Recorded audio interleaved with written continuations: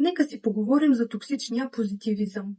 Социалните мрежи постоянно ни обстрелват с профили на хора, които живеят перфектно. Те са богати, млади, красиви, пътуват до далечни дестинации, имат щастливи семейства, а майки, които почти току-що са родили, вече са с стройни, тренирани тела.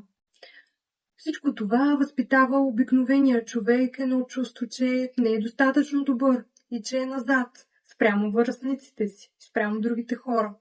Отделно ми прави впечатление, че все повече и повече се говори за това, как следва да имаме постоянно позитивни мисли, защото от това нещо зависи какво ще манифестираме утре. По този начин пък се възпитава у хората да се чувстват виновни за всички негативни събития, които са им се случили. Аз предлагам да направим едно трансформиране на тази теория за позитивното мислене и по-скоро, вместо да се стремим на 100% да бъдем позитивни, по-скоро, когато ни се случи някое негативно събитие, което, за съжаление, неминуемо ще се случи, тъй като живеем в дуалистичен свят. За да съществува доброто, го има злото.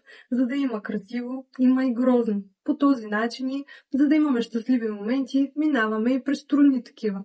Съответно, когато се намираме в някакъв предизвикателен момент, без значение дали говорим за такъв на работното място или в отношенията с партньора, то е редно да се запитаме какво бихме могли да си вземем от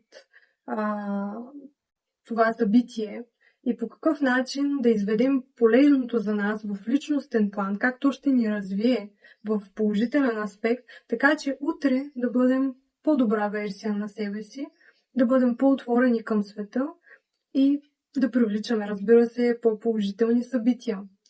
Така няма да мислим винаги позитивно, но пък когато има негативни обстоятелства, които да ни се случват, ще можем да вадим полезното за нас.